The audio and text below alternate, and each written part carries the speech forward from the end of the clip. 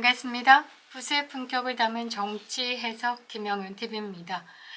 이게 빤하면 그냥 만만하고 쉬울 수 있는데 빤하지 않기 때문에 어려운 것 같습니다. 이재명에 관한 이야기인데요.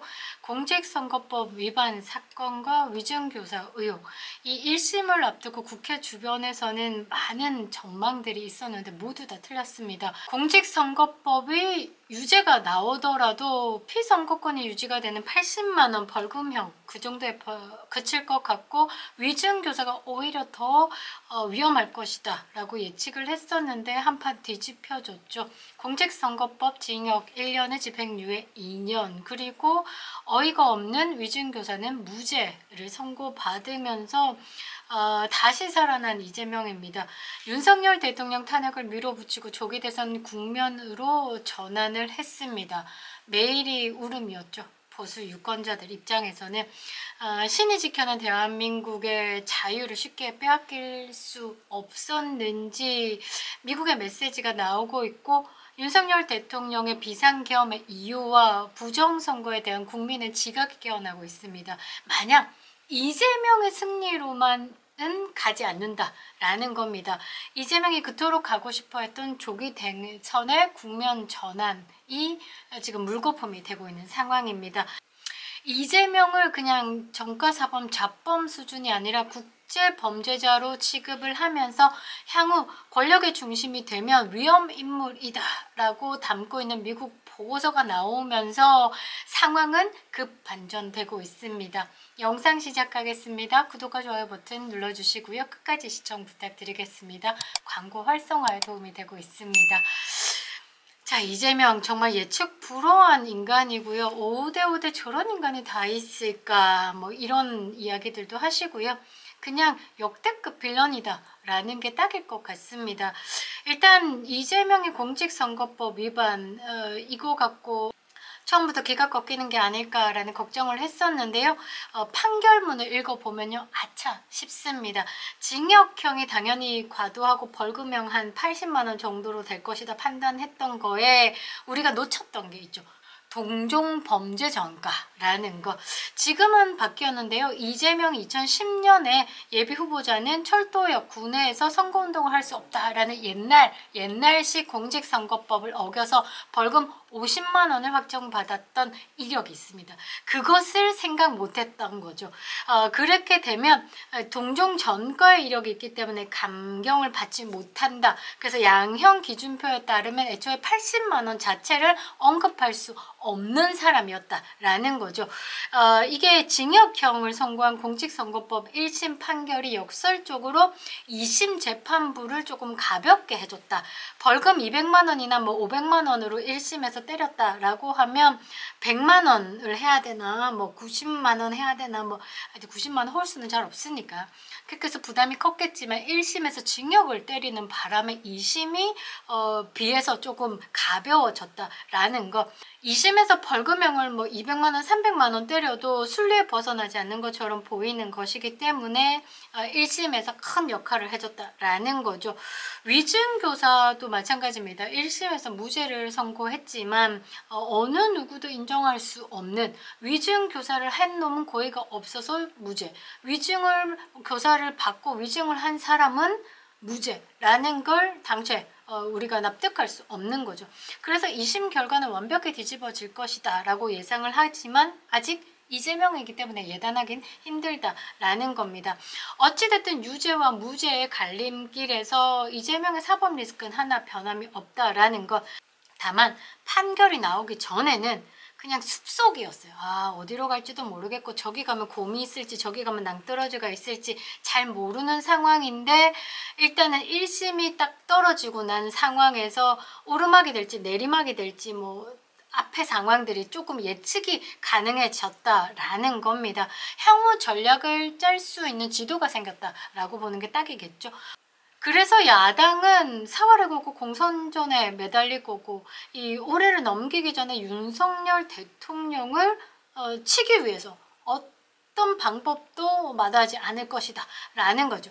결국은 시간 싸움이다 라는 거죠. 이제 성 안에서 성을 지키느냐 성 밖에서 성을 무너뜨리느냐의 싸움인데, 사법부의 재판이 빨리 열리느냐, 그러니까 외부가 먼저 무너지느냐, 아니면 탄핵 심판이 빨리 정리가 돼서 조기 대선으로 가느냐, 이제 성이 무너지느냐, 그 차이인데 어찌됐든 싸움입니다. 시간 싸움이다 라고 하죠. 그런데 이 싸움판이 이 동네 이런 양아치 싸움이 아니라 큰 판이 될 것 같다 라는 겁니다.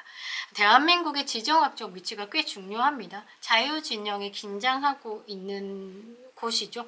그런데 이 미국 의회 보고서에서 이 지정학적으로 중요한 이 위치에 대한민국이 어떤 상황이다라는 것을 정확하게 흡수했고 그것에 대해서 논평을 냈습니다. 실제적으로 윤석열 탄핵에 대해서 거북한 심기를 표명했다. 그러니까 탄핵을 반대한다라는 것을 시사한 보고서가 나왔습니다. 진짜 중요한 거죠. 민주당 입장에서는 빨리 선수 교체가 있어야 합니다. 23일의 공식 문건을 보면요. 이재명은 부패, 비리, 선거법 위반, 불법 자금 송금 혐의로 기소된 인물이다. 그러니까 대북 제재를 어겼다라고 보는 거죠. 그 문구가 적시되어 있습니다. 특히 이재명에 대해서 자세하게 명시된 부분을 주목해 볼 만한데요. 부정부패, 선거 위반 뭐 이런 게 재판을 앞두고 있다. 그러면서 11월에 선거법 위반에 대해서 고등법원에 항소한 것까지 명시되어 있습니다. 아마 이 미국의 CIA, FBI 정보를 흡수하는 곳에서는 이재명의 점까지도 뭔가 정보가 들어가 있을 것이라고 저는 생각을 하는데요. 그냥 우스갯소리지만 그만큼 정보력은 무시할 수 없다라는 겁니다. 이 의회 보고서를 자세하게 분석해 보면요. 표면적으로는 중립적인 형태를 취하고 있지만 전반적으로 쭉 읽어보면요. 논조가 어떠냐면 윤석열 대통령 탄핵이 미국 입장에서는 탐탁지 않다. 지금으로 흐르는 이 시나리오는 매우 부정적일 수 있다. 미국의 이익에 부합하지 않는다라는 메시지가 계속 반복적으로 나오고 있습니다. 그러면서 한국의 이재명 대표 다음 차기를 지금 바라보고 있고 지금 의회를 조금 힘들게 하는 이 이재명의 범죄 혐의를 자세하게 언급하고 있습니다. 그러니까 윤석열 대통령이 탄핵이 확정될 시 중국과 북한 그리고 러시아 등 동북아 주도권이 넘어갈 수 있다라는 우려까지도 상당하게 내포되어 있다라고 볼 수 있습니다. 왜냐하면 우리나라가요 사실상 일본으로 직접적으로 공격을 할 수 있는 부분을 이제 대한민국이 막고 있는 겁니다. 그래서 대한민국이 지정학적으로 굉장히 중요한 위치에 있다. 그리고 대한민국이 자유진영으로 분류가 된다라는 것, 이제 동북아 사정에서 굉장히 판도가 달라진다라는 겁니다. 이런 문건 말미에도 뭐라고 적혀 있냐면 이재명이 윤석열 대통령의 한미일 공조 글로벌 중추국가 전략을 반대했다. 그러니까 윤석열의 외교에 항상 딴지를 걸었다. 그리고 특히 일본과의 관계 회복에 대해서 수치스럽다라고 표현했다. 윤석열 대통령이 초기에 이제 역사에 대해서 앙금이 있지만 미래 세대를 위해서 일본과 대한민국의 관계 개선에 대해서 꽤나 노력을 했습니다. 굉장히 힘든 겁니다. 국내 상황을 담고 진행해야 되는 상황에서 국내 여론을 의식하고 있지만 미래 세대를 위해서 꼭 선택해야 되는 길을 총알바지했다라고 봐야 되는 거죠. 그래서 이 부분에 대해서 굉장히 높이 사고 있습니다. 일본도 아리가또 하는 거죠. 자, 그리고 미국 내 심상치 않은 기류는요. 이런 보고서뿐만 아닙니다. 미국 정부 방송이죠. 보이스 오브 아메리카에서도 감지가 되고 있습니다.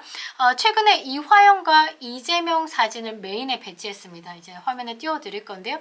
그리고 미국 국무부가 엄격하게 제재하고 있는 불법 대북 송금 사건의 유죄 판결을 보도했습니다. 북한에 뭐 물질적이든 직간접적이든 자금을 넣든 일단 대북 제재를 위반한 부분에 대해서 유엔도 제재를 하지만요. 영국도 그 다음에 EU 연합도 미국도 자체적으로 제재가 있습니다.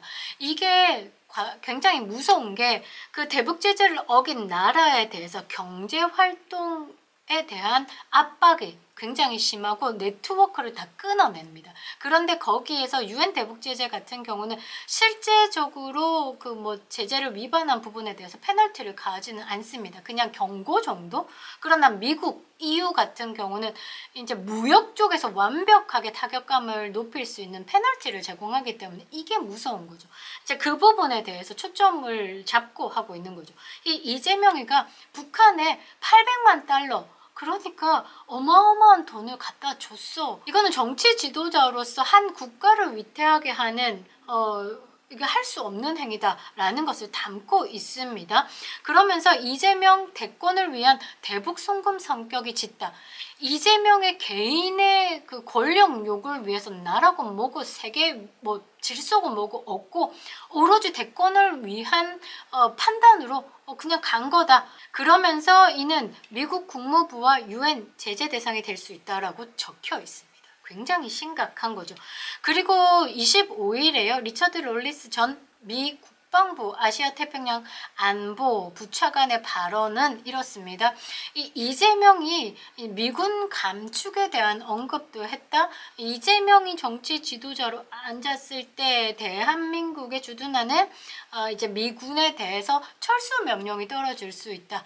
대한민국의 좌파 정권이 들어섰을 때 항상 해왔던 게 이재명으로 가면 더 강력해질 것이다를 담고 보도를 하고 있습니다. 이 리처드 롤리스 전 미 국방부 이제 부차관이요, 20날에 보이스 오브 아메리카 방송에 출연을 했습니다. 그래서 뭐라고 얘기했냐면 도널드 트럼프 대통령과 이재명 민주당 뭐 대표 또는 차기 대선 승리가 유력한 이재명 정부, 그러니까 지금 현재 국민의힘에서 차기 대권이 나올 수는 없고 민주당이 승리할 것 같다라고 본 거죠. 이제 이쪽이 지금 차기로 들어왔을 때는 미군 감축, 동맹 약화, 북한 및 중국과의 타협에서 공통점을 찾을 수 있다. 이런 요인들을 합쳐보면 한미일 동맹이 미래에 매우 나쁜 징조가 될 수 있다라고 했습니다. 그러니까 미국 도널드 트럼프와 차기 민주당에서 차기 대권 후보가 나와서 그런 국정의 기조로 간다라고 하면 문재인 때와 마찬가지로 매우 좋은 사이는 아닐 거야 라고 이야기를 한 거죠. 그리고 여기 함께 출연했던 다른 또 이제 연구원이 뭐라고 했냐면 한국의 진보 정부가 떠나라 해서 우리 군대가 철수하면 전쟁이 나도 다시 돌아오지 않겠다. 미군이 철수했다. 주둔한 미군이 철수하면 다시 주둔하지 않을 거다. 니네들 잘 생각해. 그리고 주한미군 철수가 갑작스럽게 이루어질 수 있고 한번 철수하면 다시 돌아오지 않는다라고 경고했습니다. 이 연구원은요, 이제 한국의 5대 군사 강국으로 재래식 무기로는 북한을 압도한다. 그러나 북한이 핵무기를 갖고 있다라는 걸 잊지 마라. 도박하지 마라. 우리 미군이 철수한다면 더 이상의 개입할 의무도 없다. 다시 돌아올 이유가 없지? 다시 돌아오게 한다라면 아마 국가가 더 많은 보상이 필요할 거야. 그러면서 김정은이 같은 경우는 핵을 위협하고 있고 벼랑 끝 전술로 가고 있고 한국의 양보를 강요할 수 있다라고 메시지를 던졌습니다. 지금 미국 도널드 트럼프 행정부 신임 국방차관 콜비도 마찬가지로 어떤 식의 뉘앙스를 이야기를 하냐면 지금 바이든 정부에서 미군 주두가 전 세계에 펼쳐져 있다. 그래서 전쟁이 났을 시에 사실 그 전력을 핵심적으로 다뤄야 되는데 너무 세계에 마구마구 뿌려져 있기 때문에 이게 전략적으로 미스가 나는 부분이 있다. 그래서 실제적으로 전 세계에 주둔해 있는 미군의 철수가 어느 정도 필요하다라고 지금 이야기를 하고 있습니다. 그러니까 이게 만일에 좌파 정부가 들어서서 미군 철수를 막 주구장창 외친다라고 하면 그래? 필요 없어? 나와! 이렇게 된다라는 거죠. 그런데 트럼프 이기다라는 거죠. 트럼프 이기에서는 더 강경한 yes or no로 갈 수도 있다는 거죠. 그러니까 잘 생각해.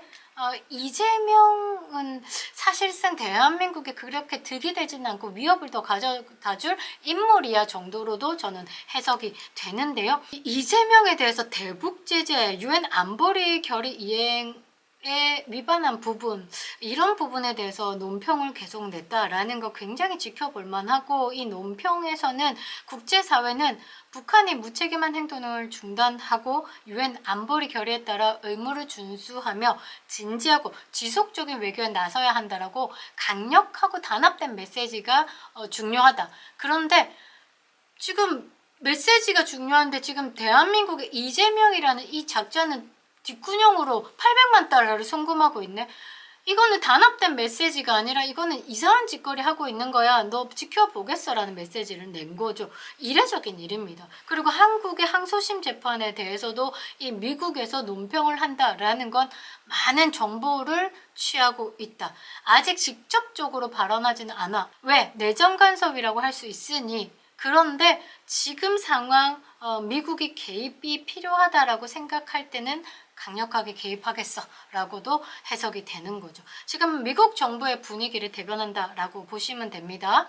그리고 미국 의회 전문지주 더 힐스가 윤석열 대통령에 대한 탄핵 시도가 자유세계에 큰 손실을 가져올 것이다. 이재명이 대통령직에 오를 경우 한국이 미국, 일본이 아닌 중국, 북한 쪽으로 기울 것이다 라고 말하는 고든창에 칼럼을 실었습니다. 이 고든창이 중국계인데요. 뭐라고 항상 얘기하냐면 대한민국에 부정선거가 있다. 중국의 직직 간접적인 부정선거의 한 나라일 수 있다. 부정선거로 지금 대한민국 많이 피폐해져 있다. 이런 식으로. 그리고 지금 좌파 정부가 들어섰을 시 북한과 중국의 아가리에 대한민국은 넘어간다 라고 이제 말을 한 사람입니다. 굉장히 보수주의고 지금 현재 트럼프 2기와 맞물려서 잘 맞아떨어지는 메시지를 던지는 사람 중에 하나라고 표현할 수 있겠죠. 이 이재명이요. 4.10 총선 전에 3월 22일입니다. 유세 현장에서 총선은 신한일전이다 라고 주장한 게 있습니다. 이 부분 제가 좀 발췌를 해서 CIA에 신고하는 그 내용으로도 정리를 하고 있는데요. 그러면서 이재명이 뭐라고 하냐면 왜 중국을 찝쩍거려요? 쉐쉐? 대만에도 쉐쉐 이러면 된다 라고 말했습니다. 그래서 그 이후에 이재명이 쉐쉐가 됐죠.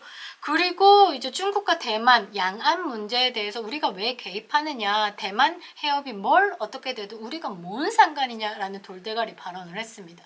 그 대한 해협이 막힌다라고 하면 우리나라에서 경제적 손실이 어마어마하다라는데 이 돈, 나라 돈 이렇게 막 25만 원 나눠줄 생각만 아직 벌어들일 생각은 할 줄 모르는 인간이지 않을까라고 저는 생각을 하는데요. 이게 단순한 친중 발언을 넘어서 이게 대만 문제에 개입하거나 미국의 대중 경제 압박에 대해서 한국이 동조할 필요가 없다라는 내용을 담은 겁니다. 그리고 사드 문제 등 민주당이 일방적으로 중국의 입장을 대변해 온 일들까지 포함한다면 이 이재명의 민주당이 지금까지 친중 행보를 했던 거는 어제 오늘 일은 아닙니다. 이게 사실 뭐 친중 의원들 더 넓게 생각해보면 중국의 영향력 또는 공작에 포획된 결과가 아닐까라는 생각마저 들게 하는데요. 미국 측이 이 이재명을 친북 친중 성향에 대해서 소개를 했다라는 게 상당히 주목이 된다라는 거죠. 그리고 그 앞서 말씀드린 그 중국계 고든창이 더 힐스에 기고한 칼럼을 보면요. 이재명이 대통령이 되면 한국을 미국과 일본이 아닌 중국과 북한으로 기울게 할 것이다 라고 경고를 한 이 부분을 조금 우리는 지켜봐야 된다. 민주당 빨리 선수 교체를 해야 된다. 그리고 지금 현재 대한민국 언론이 굉장히 기형적입니다. 모든 언론이 이 미국 보고서에 대해서 거의 심각히 다루지 않고 여기서 자신들이 유리하게 해석하는 윤석열 대통령에 대한 뭐 언급 이런 거를 왜곡적으로 보도하고 있죠. 민주당이 손을 쓴 것이 아닌가 또는 중국의 콧김이 들어간 것이 아닐까라고 생각을 하는데요. 이제 빨갱이들을 잡아들여야 할 시간이 다가온 것 같습니다. 더욱 강력해질 트럼프 2기가 기대가 됩니다. 그리고 그립다 윤석열. 김영윤 TV였습니다.